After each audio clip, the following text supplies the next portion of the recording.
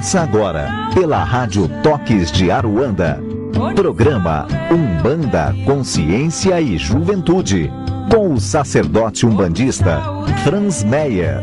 Oferecimento: Instituto Cultural e Social Plenitude. Em breve, em nova sede. Maiores informações no e-mail umbandaconsciente@gmail.com umbandaconsciente@gmail.com. No ar, programa Umbanda, Consciência e Juventude, com o sacerdote umbandista Franz Meyer.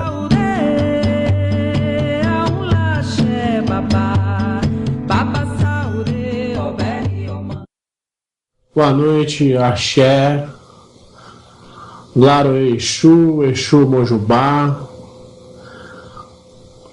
Estamos aqui mais uma quarta-feira. Eu peço a Deus, aos sagrados orixás, que me iluminem e me amparem para que eu seja instrumento da vontade de Deus.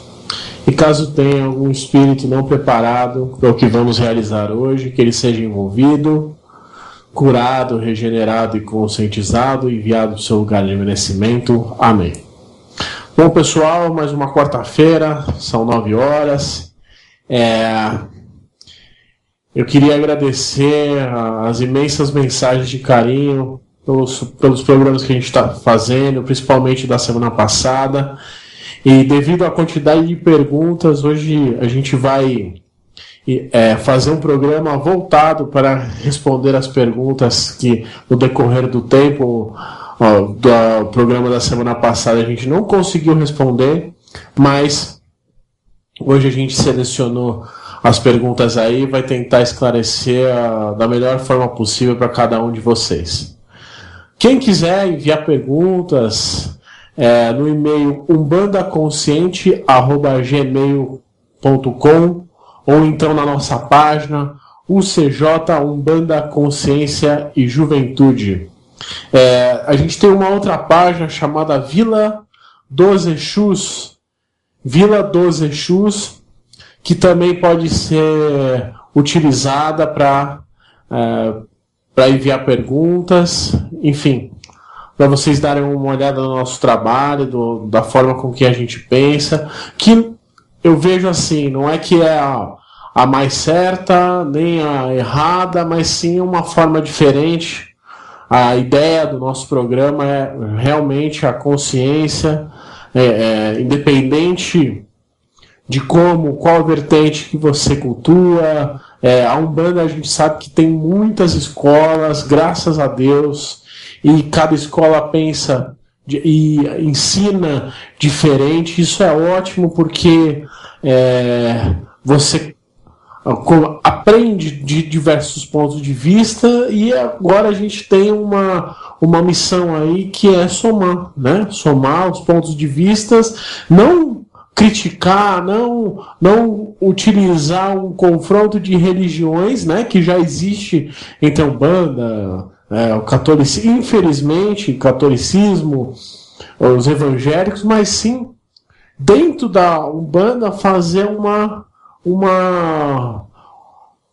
aperto de mãos, né? Então, independente de qual escola você veio, independente de qual vertente, aonde você estudou, ou o que você anda lendo, como que você cultua, é da consciência, independente de escola, do tempo que você é. No futuro, eu quero estar vivo e quero ajudar nesse caminho.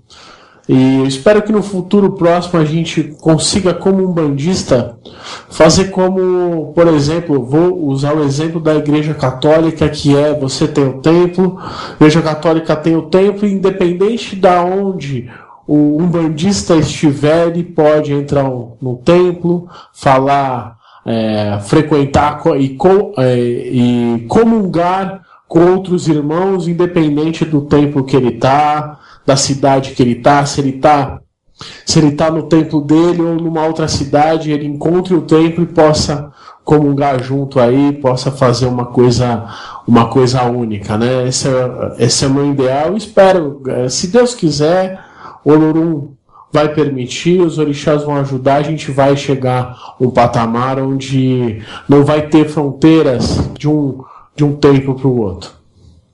E agora a gente vai começar a responder as perguntas aí que a gente recebeu nos e-mails. Então vamos lá. Primeira pergunta é do Luiz Fernando Romualdo. Boa noite. Franz, o senhor falou nesse dia de orixá de cabeça. No meio do ano passado, comecei a frequentar uma casa de candomblé. O chefe da casa fez a leitura de búzios para saber qual é o orixá que eu tenho de cabeça. E o mesmo falou que eu tenho Orimeji de Ogum, com Xangô e mãe de cabeça Oiá. Embora ele falou que só vai se confirmar o orixá que eu tenho quando eu me fizer no santo. Pelo que eu entendi, o nosso orixá de cabeça, no caso do homem, é os orixás que manifestam o sexo masculino. E para as mulheres, o orixá que manifestam no sexo feminino. Neste caso, a minha mãe de cabeça que está no meu ajuntó, se sim ou não, existe uma possibilidade de ter 3 orixás? O senhor pode me dar um exemplo do que os orixás traz na vida de uma pessoa? Bom, vamos lá. Eu não sei, nunca frequentei uma roça de candomblé, tá? A gente acaba lendo um pouco das lendas, lendo um pouco como eu falo, dos irmãos mais velhos que a gente tem, mas não para fundamentar a Umbanda. A Umbanda tem uma forma de ver. Eu não consigo falar do candomblé. Eu sei que, por exemplo, o candomblé ele faz a leitura de 4 orixás. Mas eu não sei exatamente como falar se, olha, quantos femininos tem, se só é masculino no caso de homem, se só é feminino, se pode misturar. Eu acredito que possa, mas dentro da Umbanda é assim.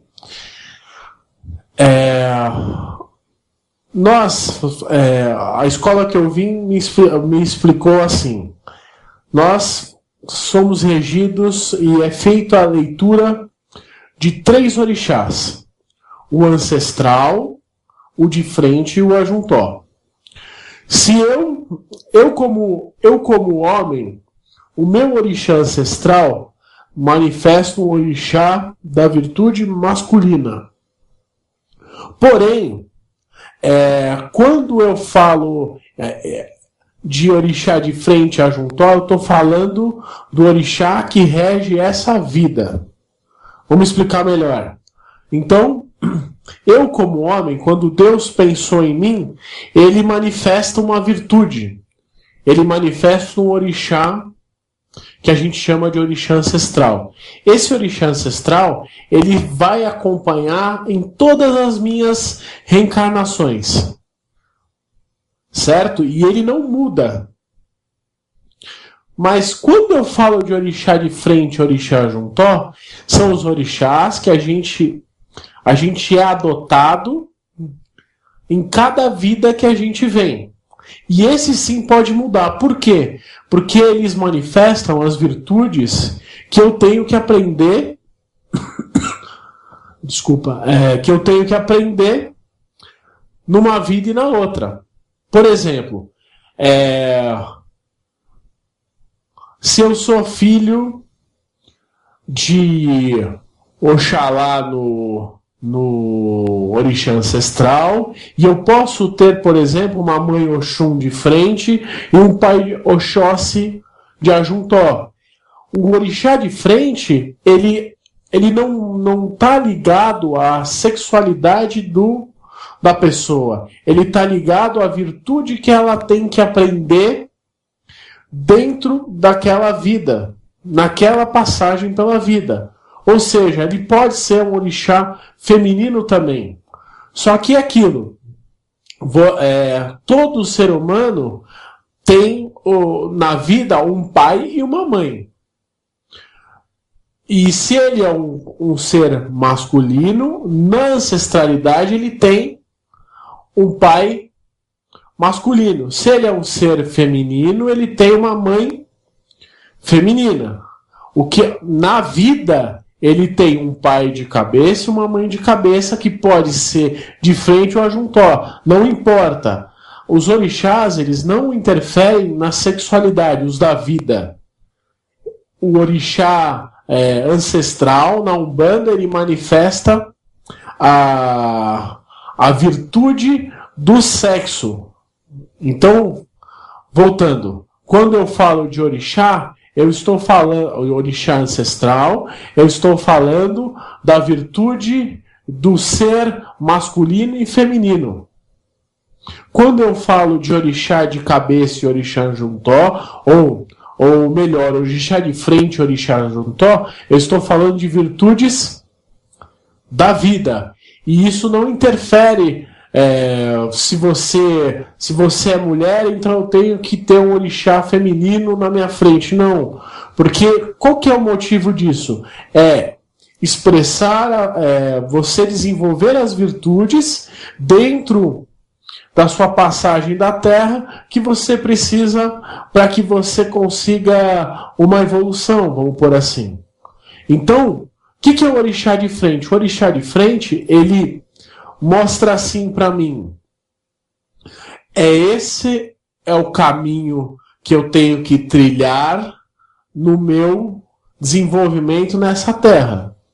O orixá ajuntó, ele é o amparador dessa virtude, ou seja, o que me ajuda a conseguir trilhar esse caminho do orixá de frente. Então o orixá ajuntó, ele é o amparador para que se consiga trilhar a virtude que o orixá de frente nos traz. Certo? Então não tem muito... Na Umbanda a gente faz a leitura de 3 orixás. Um deles, ele está relacionado sim com a sua essência masculina ou feminina, e esse orixá é o orixá ancestral.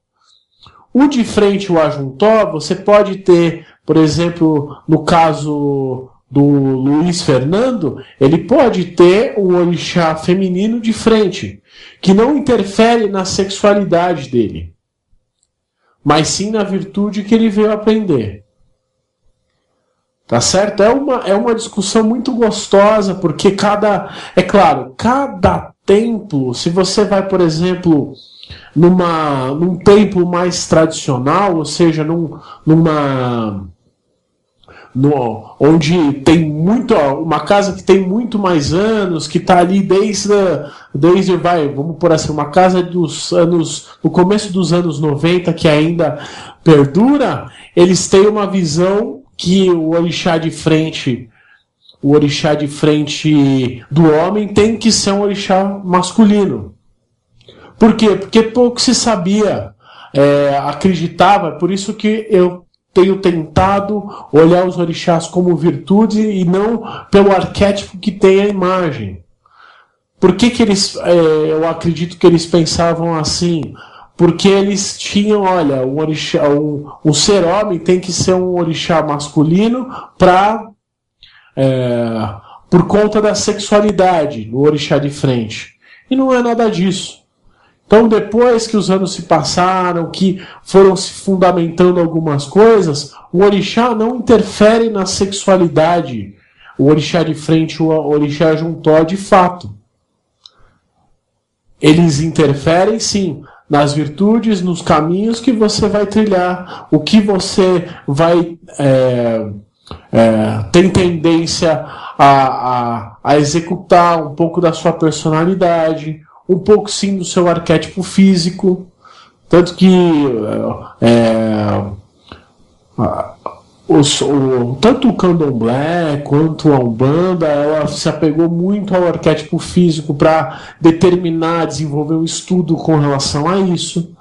Então, não interfere não interfere o orixá de frente a juntou na sexualidade, ou seja, você homem pode sim ter um orixá feminino de frente e você mulher pode sim ter um orixá masculino de frente. O que interfere é a virtude que você vai ter que alcançar. Tá certo? E ele faz uma outra pergunta aqui. Você pode me dar um exemplo do que esses orixás traz na vida de uma pessoa? Bom, no caso você me falou aqui de Ogum e Xangô e uma mãe de cabeça Oiá. Bom, o que o orixá Xangô ele me traz de virtude? Ele me ensina a ter razão sob emoção. Ele me ensina a buscar um julgamento segundo um estado de consciência. Ele me ensina que, por exemplo, o elemento fogo dele, o elemento de Xangô, é o fogo. Ele me ensina que, na verdade, esse fogo é para iluminar, para graduar, para que você... o Xangô é um graduador por excelência. Então, quando você fala em graduação, o que te vem na cabeça? Uma faculdade, a escola, e é isso que Xangô te traz, né? Ele te gradua de forma ordenada e equilibrada para que você tenha mais paz. No caso de Ogum ele tem como principal virtude, no meu ponto de vista, quando virtude que eu digo humana, né? É a ordem no caminho, é a retidão, é a concentração, é a coragem, é sim o desejo de vencer, tá? E Oiá é o orixá feminino da fé, e ele me mostra que você tem que respeitar o seu tempo. Ela mostra o tempo com relação ao tempo cronológico, não é, por exemplo, a chuva, o sol, não, mas é o seu tempo de evolução. Ou seja, uma certa aceitação do seu estado, uma certa... vamos pôr assim, você valorizar o passo que você dá tempo para que as coisas aconteçam, e nesse tempo aprenda junto. Então, tenha isso como... Eu tenho isso como verdades para mim, e espero que eu tenha esclarecido para você. Tá certo? Então vamos lá para uma próxima pergunta. Boa noite, Franz. Quero parabenizar pelo seu programa, obrigado. Tenho acompanhado todas as quartas-feiras. Minha dúvida: Pombogira também trabalha no mistério do vazio? Ou elas têm uma outra função?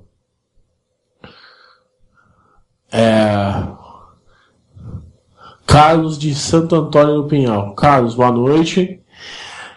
Bom, Pombogira, ela trabalha, embora Exu e Pombogira sejam os dois da esquerda, assim como Exu Mirim, cada um tem o seu campo de atuação. Então, enquanto o Exu ele trabalha preenchendo os vazios, Pombogira trabalha no mistério dos desejos. Então, o verbo, vou explicar os verbos, vou falar os verbos aqui que eu tenho como sendo de Pombogiras, e depois a gente vai explicar o porquê. O verbo de Pombogira é o desejo. O verbo de Pombogira é a sedução. Mas por quê? Não é o desejo e a sedução nas características humanas, mas é o desejo de você querer levantar, é o desejo de querer vencer, é o desejo de querer fazer algo mais. Então, quando te faltar desejo, quando te faltar a virtude do querer algo mais, do querer levantar para a vida, do querer se movimentar, aí está a pombagira. Aí está ela te dando o desejo de querer algo mais para a evolução. E a sedução, ela sim é uma característica que ela traz muito, né? Porque é aquela sedução de mulher e tal, mas o que ela quer dizer consciencialmente? Ela quer dizer que eu preciso seduzir o melhor para mim. A minha sedução é uma sedução atratora, de coisas boas que vão... Se você está na faixa vibratória, se você se liga a uma faixa vibratória atratora de coisas boas, aí está a pombagira seduzindo essa energia para te completar. Pombagira também, ela trabalha no campo do abismo, né? Então, o que é o abismo? Imagina que você olha e você vê, você passou por algumas coisas na sua vida e você tomou aquele tombo, né? Aquele tombo na sua questão material, na sua questão de família. Esse tombo geralmente é grande. E você olha e fala assim, nossa, eu caí num abismo, eu não tenho o como levantar. Pombagira te oferece a escolha do desejo de querer construir algo, escalar aquele abismo, sair do buraco. Então, Exu e Pombagira eles trabalham muito junto porque Exu vai preenchendo com as ferramentas que ele precisa, que você vai precisar para subir naquele abismo, e a Pombagira ele fala para você, olha, é alto, é grande, mas você consegue. Então é essa a diferença de Exu e Pombagira. Tá certo? Vamos lá para uma próxima pergunta.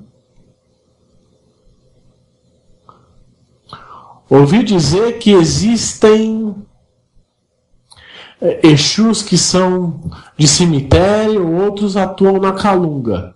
O que seria isso? Temos Exus de diferentes atuações? Samuel de Rio Grande do Sul. Boa noite, Samuel. Olha, primeiro que assim, calunga, ele... antigamente a gente escutava falar assim, olha, calunga grande, calunga pequena. Então, o que é a calunga grande? A calunga grande é o mar. A calunga grande é o mar. Calunga pequena é o cemitério. Então, quando o Exu se diz trabalhar no cemitério, outros atuam na calunga, se tiver uma diferença, olha, de repente o Exu de cemitério é o Exu calunga pequena, vamos por assim, e o Exu que trabalha no polo de Iemanjá é o Exu calunga grande. E os Exus atuam, sim, em diferentes campos. Você tem Exu, por exemplo, da fé, que atua num campo aberto. Você pode fazer uma oferenda para ele, por exemplo, num terreno aberto.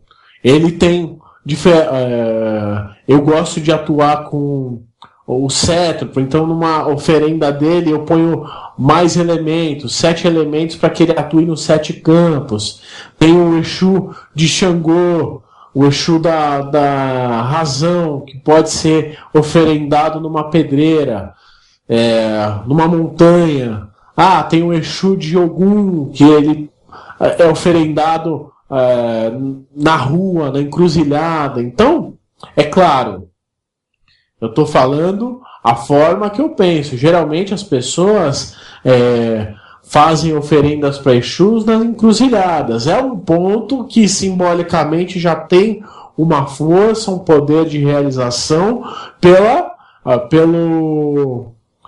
ressonância que ele vem fazendo que vem fazendo na mente das pessoas. Mas, por exemplo, quando você faz uma consagração de Exu ancestral, na forma que eu aprendi, eu faço direto no ponto de atuação que o Exu tem perante ao orixá que ele é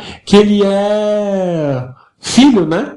O orixá que ele atua. Por exemplo, se é um Exu de Ogum, eu posso fazer uma consagração a ele numa estrada. Posso fazer uma consagração a ele na encruzilhada. Se é um Exu de Omolu, posso fazer dentro de um cemitério. Se é um Exu de Obaluaê, posso fazer num cruzeiro. Então, existem aí alguns campos, né, que quando você faz uma consagração dos Exus que estão juntos com os orixás que estão na sua coroa, você pode fazer sim nos campos de atuação. Eu geralmente faço nos campos de atuação do Exu. Tá certo, Samuel?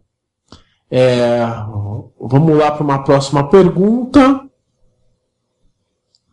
Por que tem pessoas que sofrem tanto, como, por exemplo, dificuldades no emprego, e outras conquistam empregos sem dificuldade? Ou seja, como que para alguns é tão fácil, outros tão difícil?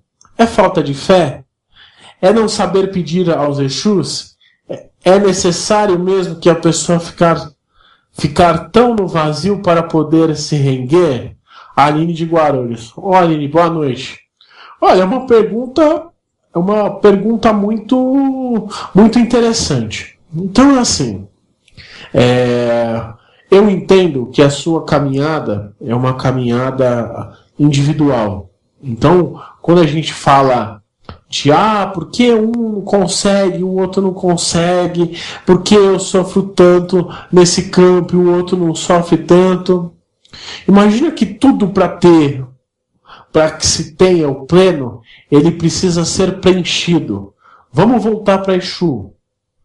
Então imagina que você está ali no campo do vazio. E para você ter tranquilidade, controle do campo, controle na ação do campo, você tem que preencher as coisas com virtudes, com atitudes. Mas no caso ela falou assim, olha, eu tenho outros que conquistam empregos bons sem dificuldade. No caso, do que é um emprego bom? Então, a gente acaba vendo muita coisa com relação ao emprego, com muitos sofrimentos que vão ali nos nossos tempos, que a pessoa costuma olhar só o ponto de vista da dor. É aquilo que eu disse. Para onde você quer olhar? Você quer olhar para o buraco que você está? Ou você quer olhar para a solução fora do buraco? Então, enquanto a pessoa não tem a consciência de olhar para fora do buraco, olhar que tudo é válido, é claro, cada um sabe a dor que passa, cada um sabe a necessidade que passa, mas pare 10 minutos do seu dia para pensar numa solução. E quando você pensa num problema, de repente você entra num círculo que tudo é dor, tudo te faz mal, porque o outro é melhor. Então você está fazendo uma comparação. E eu acho que o ser humano, uma das coisas que a gente tem que aprender é a não comparar a nada. Você tem um caminho de evolução. O seu lugar, ele é seu. O seu caminhar é seu e ninguém pode interferir nisso. Então, o que eu quero dizer com isso? Olhe para fora do buraco. Talvez não seja nem a questão da falta de fé. Seja a questão, por exemplo, do não olhar para a solução. Não dar valor, por exemplo, a uma coisa mínima, as coisas simples. que você vê passar pelo seu dia, você sente passar pelo seu dia, mas você não dá valor. Eu costumo dizer que para mim ter o ótimo, eu preciso dar valor para o bom. Eu preciso dar valor para aquilo que de repente é regular. Isso é eu dar valor às coisas que estão preenchendo o meu vazio. São mínimas de repente. Eu não alcancei aonde eu gostaria de estar, mas poxa, aquela coisa mínima, no caso de um emprego, um currículo que foi selecionado e você vai fazer uma entrevista, já é bom. Você ainda não passou, mas ótimo, olha pelo ponto, meu currículo é visto por alguém, o meu currículo é aceito por alguém. E isso faz com que você aprenda a cultuar o vazio dentro de você. Então aí eu estou falando de Exu, dando força e poder de realização. Só que dando força e poder de realização, quando você admite e aceita que todo passo ele é pleno em si mesmo. Ele é realizador. Ele é uma bênção. Acho que ninguém nesse mundo, eu tenho a impressão que a gente às vezes sofre porque a gente não sabe, a gente tem a falsa ideia que, poxa, eu vim nessa vida para ter um grande emprego, eu vim nessa vida para ser sacerdote, eu vim nessa vida para, enfim, fazer várias coisas que, na verdade, o que a gente veio para fazer nessa vida é ser feliz. E a felicidade engloba todos esses campos do vazio. Então, às vezes, a gente olha para um ponto fixo e fala assim, nossa, é aquilo o meu ideal, e você descobre. E você sofre porque você não quer olhar para o seu caminho e ver que, na verdade, ele não se resume a uma estrada só. Ele tem um campo de oportunidades, ele tem um campo de realizações.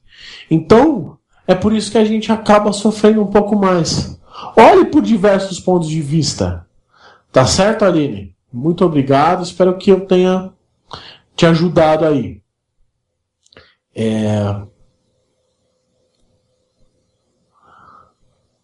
Gostaria de saber qual a diferença entre Oiá e Yansan. Você falou que Oiá é o tempo cronológico, mas na casa que eu frequento, minha mãe, Yansan, é de qualidade Oiá. Fernanda, da cidade de Registro. Oi, Fernanda. Então, vamos lá. Oiá, no candomblé, aliás, no candomblé você diz assim, eu tenho uma Yansan em qualidade Oiá. E a gente da Umbanda, a gente herdou isso. Só que existe um estudo, uma escola que separou Oiá de Yansan. Então, gerou-se uma dificuldade de compreensão. Então é assim, quando eu falo que Yansan é de qualidade Oiá, eu quero dizer o seguinte, que primeiro separando, Yansan, ela tem a qualidade do movimento, do movimentar-se no trono da ordem, segundo a escola que eu venho. Então ela faz par com Ogum. Ogum é a ordem e Yansan é o movimentar-se em ordem. Certo? Oiá, embora ela tenha um movimento, mas ela tem um movimento com relação ao tempo. O tempo, então, quando Yansan se movimenta com Oiá, ela tem um tempo de movimentação. Ou seja, é o tempo que a Yansan se movimenta. É o tempo cronológico onde Yansan se movimenta. Certo? Então, na Umbanda, então voltando, Yansan faz par com Ogum. Então, ela é a senhora do movimento ordenado. Certo? Oiá faz par com Oxalá. Ela é a senhora do tempo, da movimentação do tempo para que se preencha o pleno. Inclusive teve uma mudança na escola que eu faço parte, né, na escola que eu frequento, onde me fundamentei na Umbanda, que esse nome Oiá foi substituído por Logunã, tá? Porque faziam muita comparação com o candomblé. Então eu espero que eu tenha respondido a sua pergunta aí. Tá certo, Fernanda? Vamos aí para uma próxima pergunta.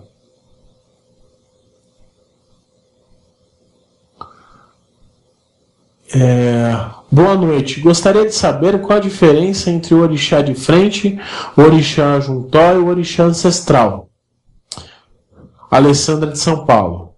Boa noite, Alessandra. Olha, vamos lá. Orixá ancestral é, como eu disse, aquele que vem, carrega a sua herança ancestral divina. Então, quando Deus pensou em você, ele manifestou uma virtude divina.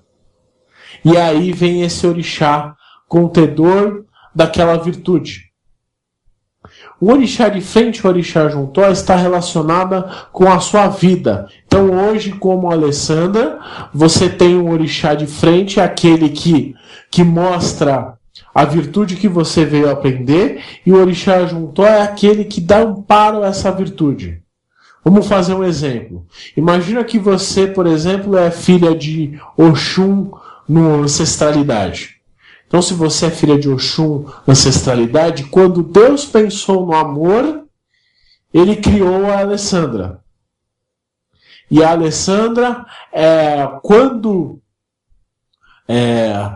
enquanto a sua caminhada, ela tem como, vamos pôr assim, missão, estar plena no amor, como ser divino que é. Só que quando ela encarnou como Alessandra, ela veio com o orixá de frente Ogum, que mostra, olha, ela veio a aprender a manifestar esse amor com ordem, e orixá juntó, vamos pôr aí Yansan, de forma a se movimentar com ordem. Então, ela é um ser amor, ela é um ser da virtude do amor, e quando ela evoluir, ela é o amor pleno, ela manifesta naturalmente o amor. Só que quando ela, enquanto a Alessandra, ela de frente, ela tem Ogum, que ela fala, olha, manifeste esse amor com ordem, e fala Yansan de Ajuntó, que é movimente esse amor, eu te ajudo a movimentar essa ordem no amor. Eu te ajudo a movimentar esse amor na ordem. Então, essa é a minha forma de ver o orixá de frente e o orixá juntó. Tá? Então, e aí você manifesta um arquétipo, né? Os arquétipos dos orixás manifestam um arquétipo físico, manifesta alguma coisa de personalidade que faz com que você tenha aí essa caminhada segundo esses orixás. Tá certo? Então, pessoal, vou fazer um pequeno intervalo, já a gente volta. Tá certo de vocês? No umbandaconsciente@gmail.com. Tá certo? Até daqui a pouco.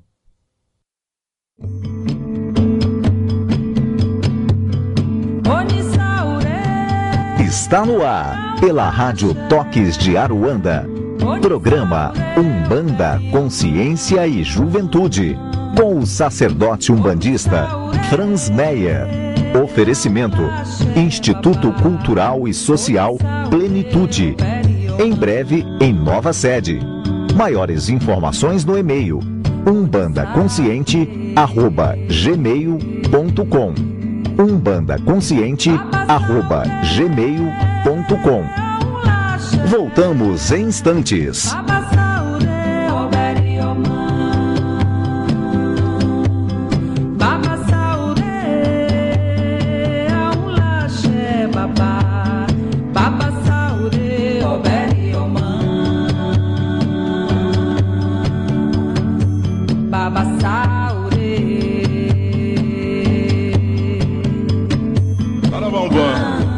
Saravão, minha Umbanda querida, refletiu a luz divina em todo o seu esplendor.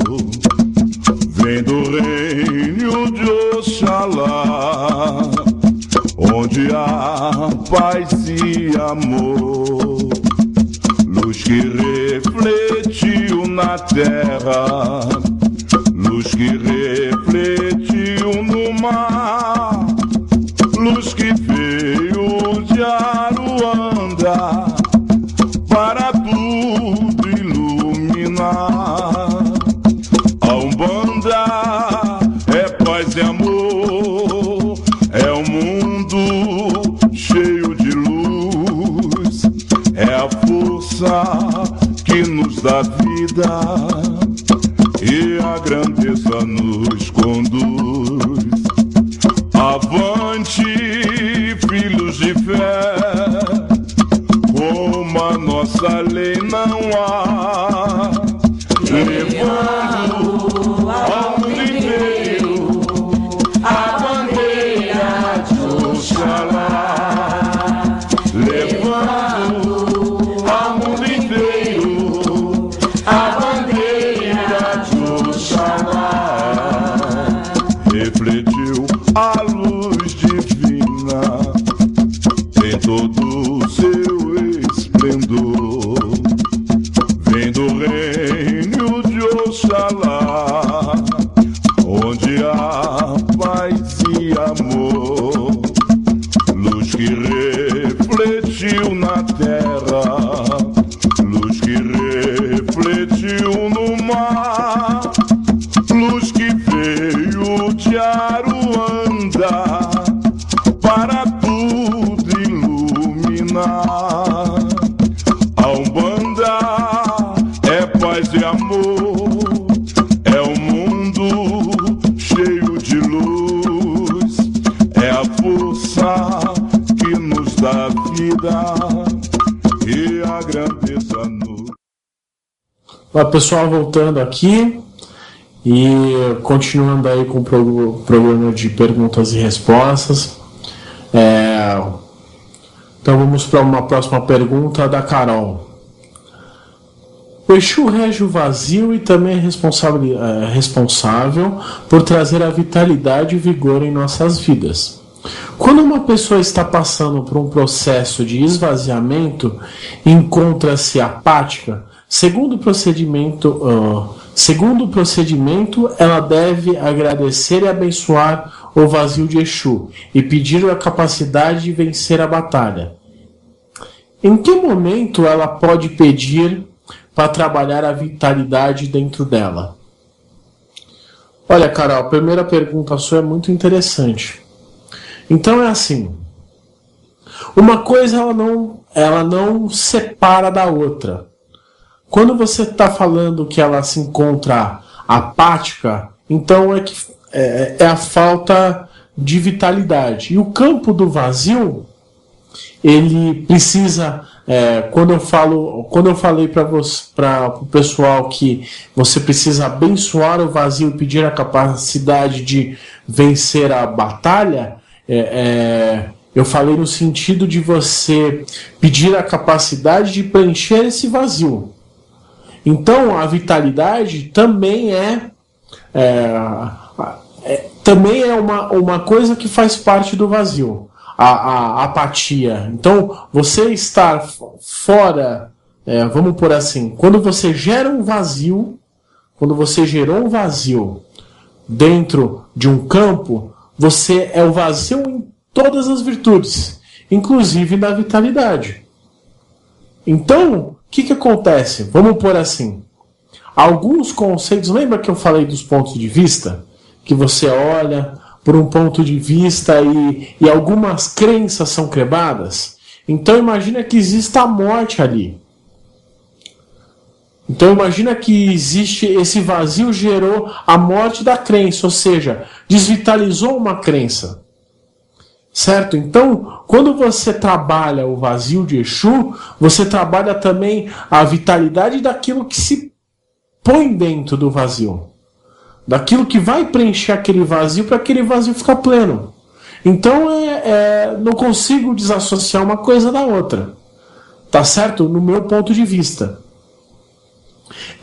A segunda pergunta é: durante o período da minha vida, eu senti a necessidade de pedir para Exu trabalhasse, para que Exu trabalhasse na irradiação da fé, em Oxalá.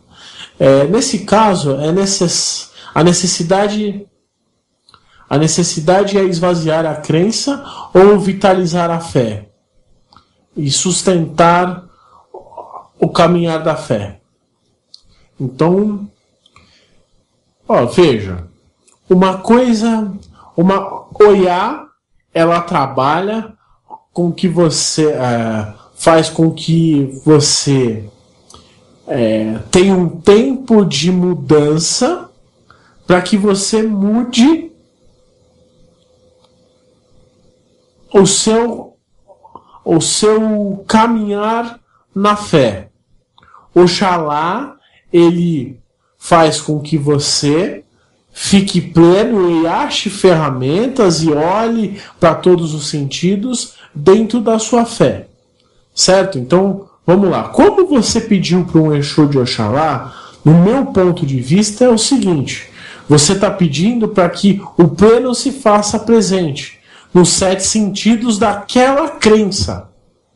Então, uma crença, ela tem sim o seu sentido de crença de forma ordenada, ela tem a razão naquela crença, ela tem o conhecimento naquela crença, ela tem o amor, o agregar, né, que é um verbo do trono do amor naquela crença, ela tem evolução, raciocínio naquela crença, ela tem a fé naquela crença. Então, quando eu falo de fé, quando eu falo em Oxalá, eu falo em todos esses pontos.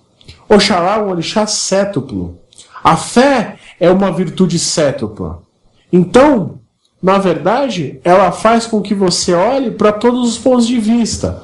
Ou seja, que você busque conhecimento naquela fé, que você ache as suas razões, onde você possa se embasar, que você tenha isso com óleo, ou seja, tire aquela fé cega naquela crença, que você faça isso com amor. O amor é uma coisa que agrega coisas novas, ou seja, que você esteja aberto a outros pontos de vista.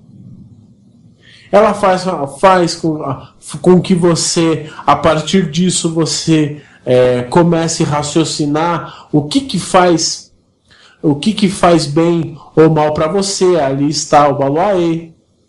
Ela gera novos pontos de vista. Então não tem como eu falar que uma coisa ela não está desassociada da outra. Então, e com tudo isso, a vitalidade se faz presente, porque você dá vida. Quando você acredita em alguma coisa, você dá vida àquilo. Veja você, por exemplo, na sua religião. Você é um bandista. Aí você vai e fala assim: nossa, eu creio no meu orixá. Eu creio em Olorum, eu creio em Ogum. Você dá vida àquele princípio. Ali está Exu também dando vitalidade. É claro. Aí você procura aprender sobre Ogum. Olha ali a fé se tornando cétupla? Aí você procura ter um raciocínio, tirar suas próprias conclusões. Olha aí o Baluaê junto, o trono da evolução. Aí você procura tirar a sua razão, ou seja, olhar de uma forma equilibrada para que você aplique isso no seu campo. Olhe o trono da justiça, o trono de Xangô e Oroiná. Aí você procura fazer isso tudo com ordem. Olha aí Ogum de novo. Então não tem como quando eu falo de um Exu da fé, eu fazer uma separação. Porque ele vai dando vitalidade e Pombagira já ligando uma coisa na outra, Pombagira te dá o desejo de aprender mais sobre aquilo. Aí você pode me perguntar, mas Franz, e aí, onde está o Exu Mirim nisso? O Exu Mirim é a ideia.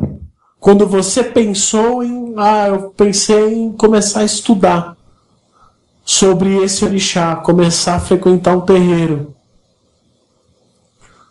Ou de repente não começar a frequentar o terreiro, mas por exemplo, você frequentou de repente um terreiro por conta de uma dor, e Exu Mirim te dá aquela ideia que surge do nada. Exu Mirim é o trono do nada, que fala assim, nossa, olha, talvez eu gostaria de aprender sobre aquela religião. Então não tem, tudo é muito ligado.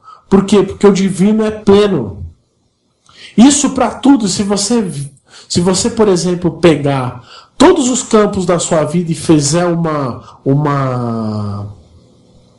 autoavaliação, tudo acontece nesse princípio. Você nasceu e você estudou, você cresce, você caminha, tudo nesse princípio, se você olhar na questão da consciência.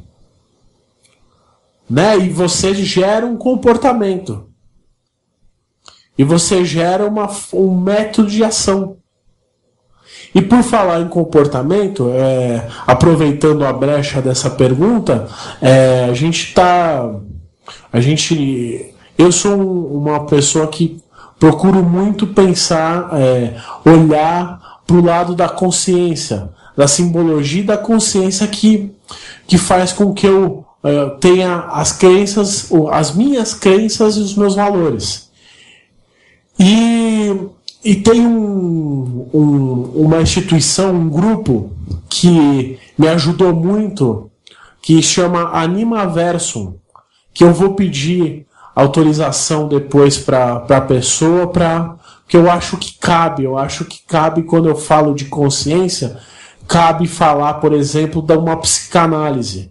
Que eu não sou um perito, eu gosto de estudar e tal, mas essa pessoa, que é a Rita de Cássia, ela é uma psicanalista que me ajudou nisso, né? A gente tem muitas discussões no bom sentido, para que eu possa entender e aplicar de forma consciente as coisas. Então, em breve eu vou ver se eu consigo um contato maior para ela, apresentar esse projeto para ela e vou ver se ela consegue dar uma olhada na questão de comportamento, na parte científica, que eu acho que é importante. Por quê? Porque, veja, hoje você estuda a religião, você estuda sobre a necessidade do ser humano estudar. Hoje em dia a gente aprende, a geração que está vindo é muito pior, vamos por assim, pior, ou melhor, é muito melhor que a minha, que nada você consegue explicar para o seu filho e falar assim, porque sim. Nenhum comportamento que você tenta impor vai ser aceito de forma natural, sem uma explicação. Então você você acaba a buscar uma consciência maior. E eu acho que a ciência te ajuda a compreender a questão de crenças através de faculdades, ou seja, através do estudo. Então a psicanálise é uma coisa que vem ajudando muito, e essa amiga que eu tenho aí há alguns anos, ela me ajuda. A gente nunca conversou de fato de religião, mas ela me ajuda nos comportamentos. Por quê? Porque como dirigente espiritual, como formador de opinião, eu preciso olhar os comportamentos sem o julgamento. Então eu preciso ter uma explicação para cada comportamento. E nem todos os comportamentos a gente consegue... Aliás, acho que nenhum comportamento a gente consegue separar. Mesmo que eu esteja falando de religião, eu não consigo separar da ciência. Né? Então, é um projeto aí que eu tenho, e aí a gente vai conversando um pouco mais sobre isso para ver como que a gente pode, de repente, trazer ela como convidada, enfim. Vamos ver o que a gente consegue fazer. Tá certo? Vamos para uma próxima pergunta.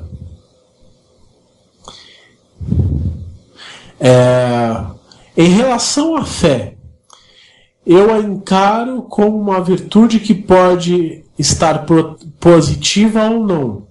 Quando a fé está no positivo, a pessoa possui uma crença forte que auxilia a vencer desafios, e quando a fé está no negativo, a pessoa acreditará no problema, travas e impedimentos, e muitas vezes, por uma série de acontecimentos na vida dela, ela precisou passar, mas não saiu desse padrão. Como sacerdotes, ou mesmo no dia a dia, ao perceber que a pessoa carrega uma fé dentro dela, é preciso estimulá-la, mas a fé pode estar no negativo. Como podemos auxiliar a mudar o foco da fé, de forma com que ela possa usar essa mesma força e pensar o eu não consigo e acreditar no eu posso? Olha, uma pergunta muito interessante. É assim, eu acho que eu tenho uma visão que a gente não consegue mudar ninguém. Eu não acredito que a gente consiga mudar alguém em nenhum sentido. Então a pessoa precisa querer. Mas eu tenho muita preocupação em falar do fé positiva e fé negativa. Por quê? Porque aí eu faço um julgamento. Aí eu aponto. Então é assim, as pessoas, elas buscam uma melhor visão, uma resolução, uma resposta a partir da dor. A partir daquela situação que começa a incomodar. Então, não cabe a mim, como sacerdote, como pessoa, virar e falar assim: olha, essa fé é errada, essa forma de olhar é errada. Ah, mas eu não consigo. Eu não consigo por quê? Eu não consigo. Ele tem uma série de coisas que precisam ser analisadas. Talvez um trauma. Quem que embutiu essa fé? Entendeu? Não é que não seja que seja errada a pessoa. Eu acho que não é errado a pessoa falar eu não consigo e sustentar essa fé. Mas você precisa olhar, por exemplo, na questão do por que a pessoa está dizendo que não consegue? Por que a pessoa chegou nessa conclusão que ela não consegue alguma coisa? E aí você tem que fazer não um julgamento, mas um estudo, né? De falar, olha, a pessoa está falando que não consegue porque ela pode ter um trauma. Ah, tá bom. Aí a partir do trauma, então você mexe numa coisa muito mais íntima para que você possa fazer com que a pessoa naturalmente mude um conceito, mas não que isso dependa de mim como sacerdote. Não que eu vou falar e falar assim, olha, não, é errado falar que não consigo. Mas acho que a postura do sacerdote é falar por quê. Porque quando eu viro e falo, olha, você está errado, eu gero um confronto. E esse confronto pode ser a última coisa que a pessoa quer. E como sacerdote, eu tenho que gerar uma ligação. A religião, a palavra é o religare. Né? Então, como religioso, como sacerdote, eu preciso criar uma ligação com Deus. Se ela vai chamar de Deus, se ela vai chamar de Olorum, não importa. Mas ela tem que fazer a ligação com ela, né? Com Deus, com relação a ela. E vamos trabalhar. Por que ela tem essa crença que ela não consegue? Onde está o trauma? Quem falou para ela? Entende? Não pontuar de certo ou de errado. A fé negativa, ela está fazendo o seguinte, eu vejo como positivo e negativo. A fé positiva é aquela que está, vamos pôr assim, estável, cheia e segura. A fé negativa é aquela que está me conduzindo pela mão. Então, inclusive, acho que vai ser tema do próximo programa, falar de orixá cósmico e orixá universal, porque tem a ver com isso. Então, quando eu falo, olha, a fé está me conduzindo pela mão, ela está dizendo o seguinte, olha, é uma fé no polo negativo, porque eu não tenho total controle sobre ela, né? Então, esse positivo e negativo para mim fica um pouco... uma vez falando de consciência, uma vez falando de uma virtude na forma de consciência, eu não consigo achar o negativo na forma de certo de errado. Tá bom? Então, espero ter respondido a sua... Procure um pouco saber qual foi o trauma, o que gerou a forma do não consigo. Entendeu? E aí sim você vai conseguir trazer o eu posso. Tá certo? Gente, o programa está acabando, estourei alguns minutos aí. Eu agradeço a todos vocês, a todas as perguntas. Agradeço principalmente a Deus, aos meus orixás. E até o próximo programa. Axé. Laroeixo.